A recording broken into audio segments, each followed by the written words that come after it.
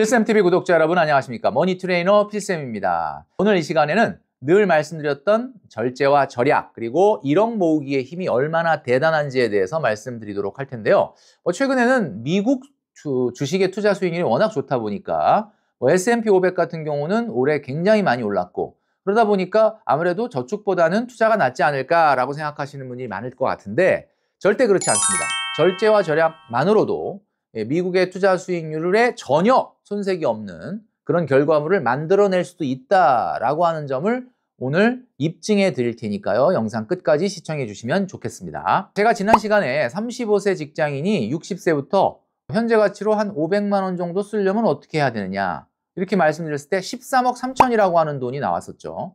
야, 이걸 보니까 정말 투자를 안 하고서는 도저히 감당이 안 되겠구나 라는 생각을 아마 하셨을 텐데 만약에 여러분들이 필쌤처럼 1억 모으기 저축을 해라. 5년에 1억 정도는 모아야 된다. 그리고 절제와 절약만으로도 충분히 투자 수익률을 커버하고도 남는다. 이런 이야기를 과연 그럴까? 라고 생각하면서 만약 5년 전에 그 똑같은 금액을 저축을 하지 않고 S&P 500에 넣어놨다면 지금까지 저축을 해왔다면 엄청나게 부자가 됐을 거다라고 생각하실지 모르지만 사실 실상 내용은 조금 다를 수가 있다라는 거죠. 자, 순자산이 0원에서 1억을 만들기 위해서 5년 동안 저축을 한다면 이런 그림을 보여드린 적이 있었죠. 130만 5천 원에 시작해서 매년 13만 원의 증액을 했을 때 정확하게 5년 후에 1억이 된다.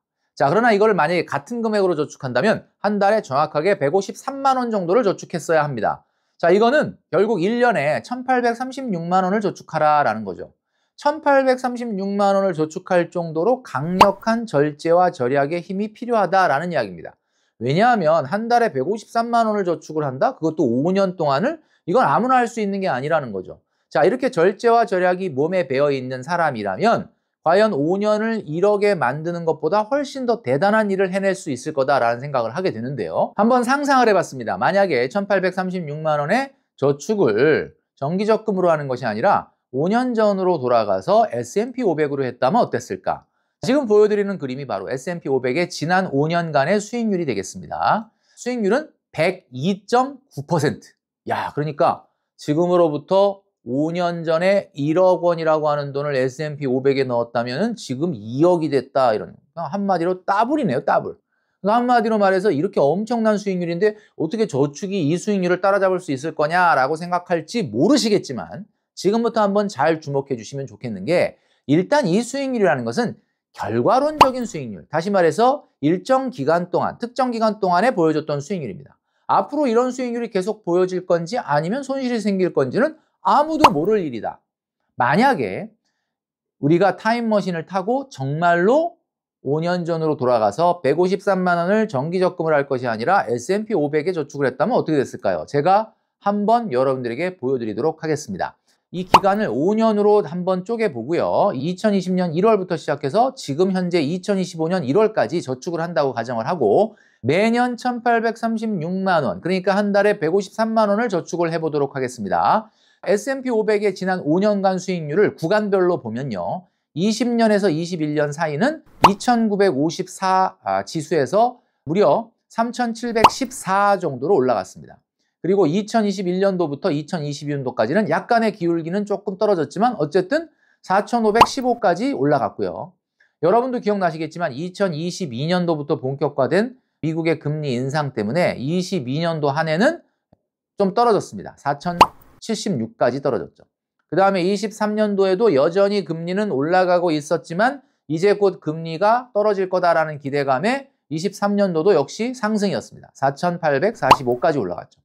그리고 작년, 여러분들이 기억하는 작년 2024년도는 굉장히 그 금리 인하의 기대감과 AI의 특수 때문에 이 기대감 때문에 5,996까지 올라가게 됩니다. 이걸 구간별로 한번 몇 퍼센트나 올라갔는지를 따져보니까 우리가 여기서 보여주는 수익률 같은 경우는 여러분이 기억을 하셔야 되는 것이 우리가 예금을 하는 게 아니지 않습니까? 예금 수익률과 적금 수익률은 당연히 다르고 적금 수익률 같은 경우는 예금 수익률의 절반밖에 되지 않습니다. 왜냐하면 우리가 1억을 저축한다고 봤을 때 예금은 1억을 한꺼번에 맡기고 그 다음에 그 기간의 수익률을 오롯이 1억이 다 받게 되지만 만약에 예를 들면 이것을 나눠서 분할 투자를 하게 된다라고 한다면 그 수익률이 딱 중간 수익률밖에 안 나오고 딱 반밖에 안 나오기 때문이죠.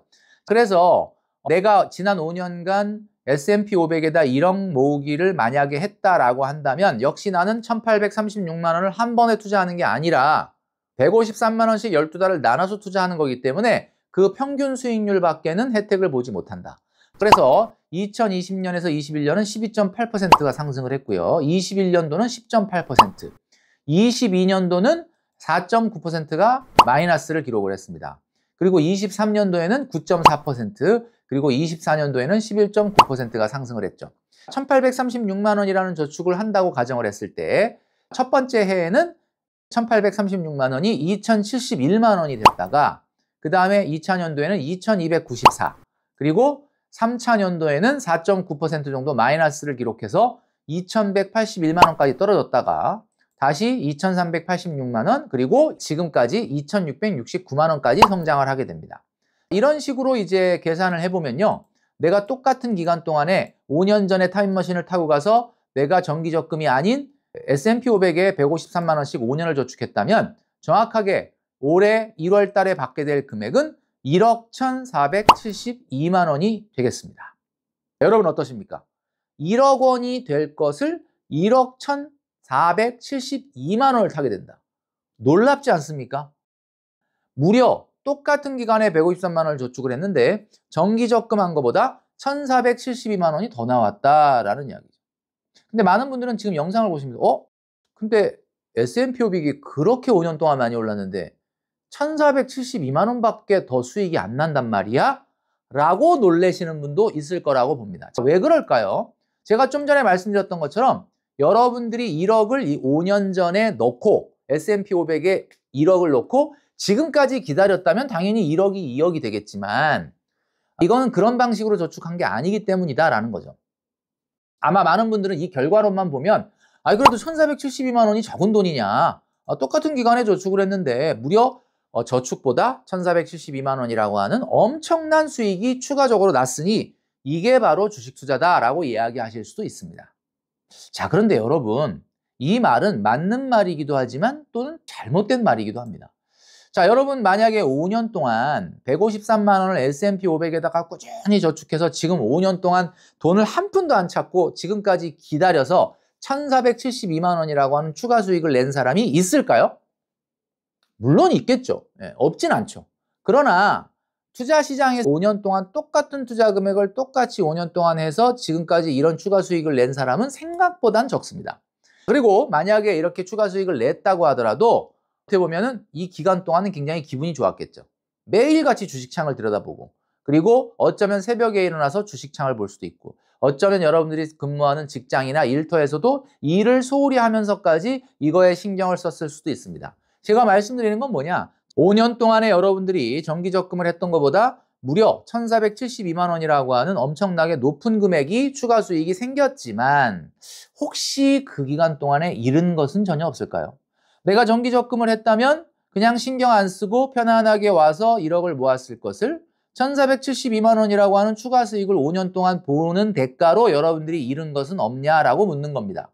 많은 분들이 의아하게 생각하실지 모르겠지만 투자라고 하는 세계는 5년이라고 하는 기간 동안에 여러분들이 마음을 졸이고 신경 쓰고 에너지 쓰고 시간 쓰고, 그리고 여러분들의 일을 소홀히 하는 시간, 그리고 가장 중요한 건 자산 효과라는 게 나타납니다. 자산 효과가 뭐냐? 자산의 가치가 상승하면 자기도 모르게 소비가 증가하는 현상을 가리키는 말이죠. 다시 말해서 보유자산의 투자 수익률이 높아지게 되면 자기도 모르게 지갑이 열리고 씀씀이가 커진다라는 겁니다. 아마 많은 분들이 부인하시겠지만 제가 작년에 방송했던 하이엔드 소금쟁이라고 하는 방송에도 이런 분이 나왔었습니다. 내 주식이 올랐어! 주식이 올랐다고!